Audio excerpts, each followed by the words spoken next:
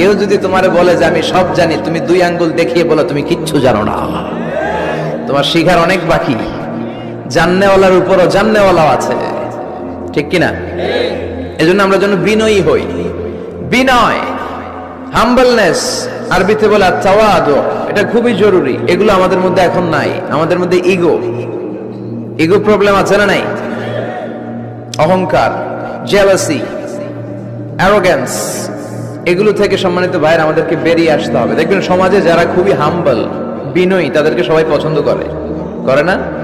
আর অহংকারীদের কেউ পছন্দ করে না। সামনে সালাম দেয়, পিছনে গালি দেয়। কথা বলেন?